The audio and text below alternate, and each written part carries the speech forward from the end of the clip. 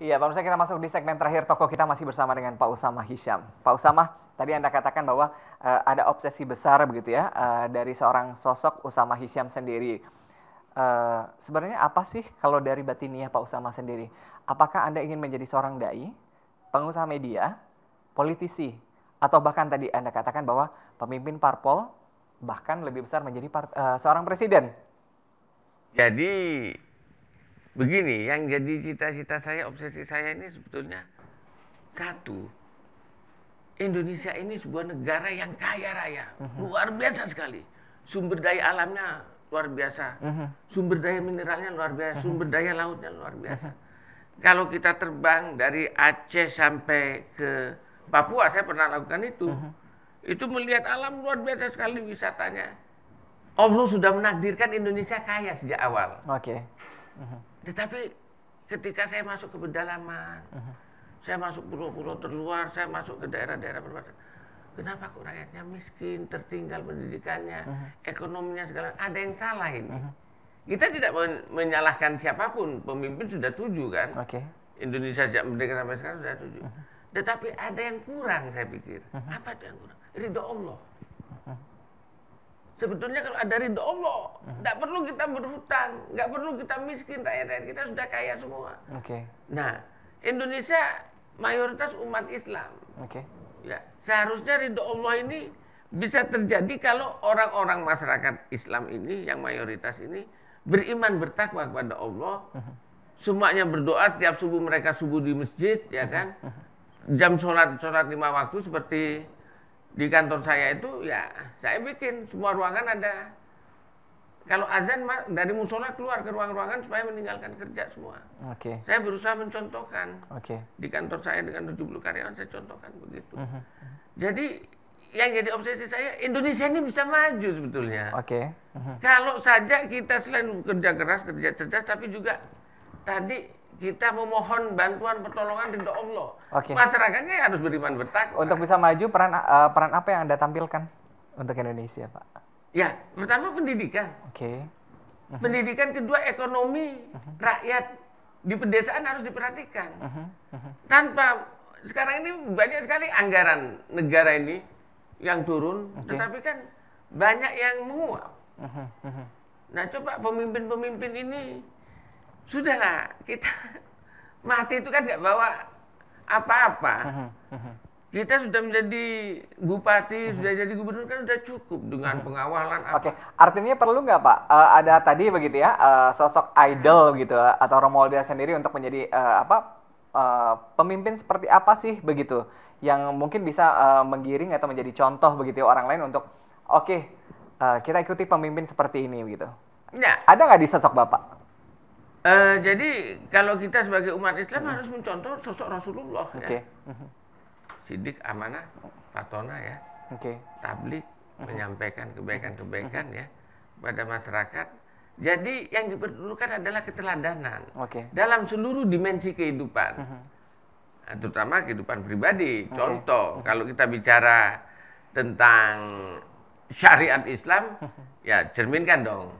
Kebijakan kita itu sesuai dengan syariat. Jangan kita bicara Al-Ma'idah 51, pemimpin muslim harus. Yang dipilih bukan muslim kafah. Kan inkonsisten ini jadinya. Nah, ini nggak boleh, ini harus diluruskan. Karena Islam itu sebetulnya agama yang artinya sangat bisa mengatur, menata kehidupan kita di dunia ini. Islam, kebaikan-kebaikan. Nah, oleh sebab itu keteladanan pemimpin-pemimpin Islam ini sangat kita perlukan ya. Siapapun ke depan, semua pihak, gubernur, para pemimpin ormas, ketua umum partai politik punya peluang untuk menjadi pemimpin-pemimpin yang baik di Indonesia. Pak Usama, ini pemirsa juga pengen tahu, tadi saya tanyakan, ini belum terjawab ini begitu ya. Untuk 5 tahun atau 10 tahun ke depan begitu, sebenarnya ingin menjadi apa sih sosok Usama Hisyam ini? Apakah pengusaha media, politikus begitu, atau pemimpin partai politik? Jujur, iya, saya perusahaan itu ada 5 punya perusahaan. Artinya modal udah ada Pak ya? Ya, ada 5, ada bidang marketing komunikasi, ada research and survey, ada apalagi arsitek, ada wisata, ada juga wisata and travel, ada juga publishing, penerbitan media. Saya selalu kalau rapat di perusahaan saya, yang markom ini kan yang menguntungkan kasih duit, saya bilang, saya tidak bangga kalau kita punya duit banyak dari markom, tetapi saya bangga kalau media saya ini, Obsession Media Group, menjadi sebuah media mainstream tingkat nasional yang besar, yang bisa memberikan edukasi kepada masyarakat rakyat. Jadi memberi pengaruh begitu Pak? Pengaruh yang luas kepada masyarakat. Jadi obsesi saya memang punya media yang besar. Ini saya rintis karena saya bukan konglomerat, rintis dari bawah lah Obsession Media Group ini. Jadi saya lebih ingin ya, cita-cita saya punya media besar. Karena memang saya lahir dari seorang jurnalis ya. Kalau obsesi di tadi di kancah politik sendiri, sejauh mana sih tadi obsesi Pak Usama Hisyam sendiri untuk masuk dalam dunia politik? Menjelang pileg kemarin, ada 5 partai politik, 4 diantaranya ketua umumnya menawarkan saya menjadi caleg nomor 1 di Banten 3. Tapi 5-5-nya tidak ada yang saya terima. Insya Allah kalau saya calon, orang itu juga tahu saya pasti terpilih gitu. Di Banten 3 itu Tangerang Raya ya. Tetapi saya pikir saya sudah ingin fokus untuk gerakan dakwah Parmusi dulu.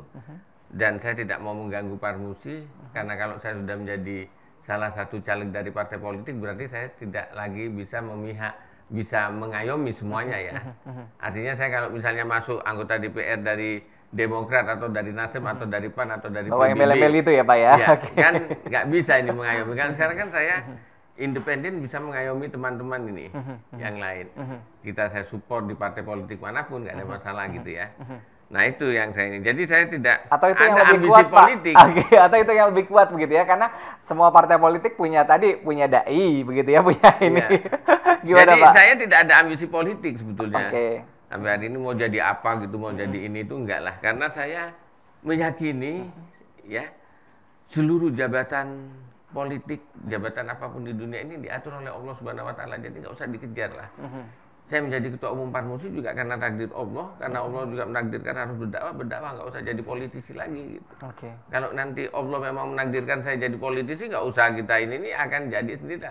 Allah menakdirkan kita jadi menteri, kita jadi bupati, itu takdir Allah, nggak perlu kita kejar-kejar. Saya punya keyakinan itu, makanya saya nggak berambisi untuk jadi politisi apapun, apalagi saya pernah menjadi anggota DPR, sudah merasakan.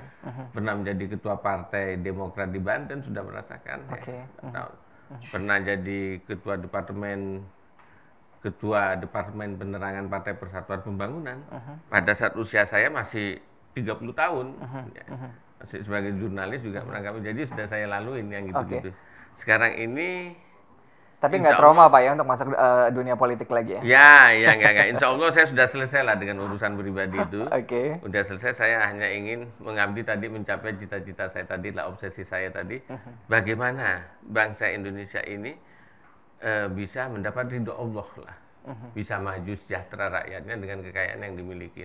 Yang melalui gerakan dakwah Parmusi ini saya coba. Saya bilang sama kader Parmusi, mungkin bukan di era saya cita-cita ini tercapai, tapi saya meletakkan nilai-nilai dasar yang mungkin pada 20-25 tahun lagi baru tercapai. Karena kita punya program satu desa, satu kecamatan, 5 dai.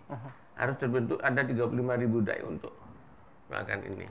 Semoga tadi begitu ya, pondasi yang kuat yang insya Allah akan diletakkan Pak Usama Hisyam di bawah Parmusi sendiri begitu. Ini mampu tadi meningkatkan peran umat muslim sendiri, meningkatkan ekonomi nasional sendiri begitu ya, untuk sama-sama menjadikan Indonesia lebih maju. Ada pesan Pak Usama? Pesan untuk siapa Pak Maruf Amin?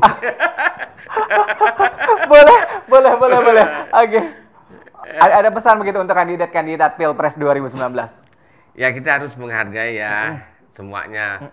Pak Prabowo ya kan sudah yang kesekian kali maju sebagai kandidat ya. Kita juga harus hormati Bapak Presiden kita Pak Jokowi yang akan maju untuk yang kedua kalinya. Oleh sebab itu saya himbau kepada seluruh kader, anggota Parmusi dan juga masyarakat Muslim Indonesia dan seluruh nasional ya. Dalam menghadapi Pilpres ini kita harus kedepankan persaudaraan juga. Dalam Islam itu persaudaraan ada 3 ya. Uhuwa Islamiyah, sesama Muslim. Uhuwa Basariyah, sesama anak manusia. Uhuwa Watoniyah, sesama anak bangsa. Ini harus kita jaga. Dalam rangka persatuan jangan sampai kita terpecah. Ya. Gara-gara perbedaan pendapat, atau perbedaan pendapat dan pandangan, mungkin kalau itu sampai terpecah karena mungkin ada perbedaan pendapatan. Kalau cuma politik pilihan ngapain kita pecah kan kalau nggak ada perbedaan pendapatan. Itu yang saya pesankan. Baik Pak Usama, terima kasih banyak. Terima kasih. Ya. Ini banyak pesan dan juga kesan begitu Pak Musa selama perbincangan kita. Semoga yang tadi begitu ya, yang lebih utama adalah bagaimana meningkatkan persaudaraan. Betul. Sesama anak bangsa sendiri begitu ya, untuk lebih kuat memajukan bangsa Indonesia sendiri. Sukses buat persaudaraan Muslimin Indonesianya, Pak Usama. Terima kasih bergabung sama kami di Tokoh Kita. Terima kasih. Assalamualaikum. Waalaikumsalam. Ya, pemirsa, demikian Tokoh Kita. Saya Adam Lubis pamit. Terima kasih Anda bersama kami. Sampai jumpa.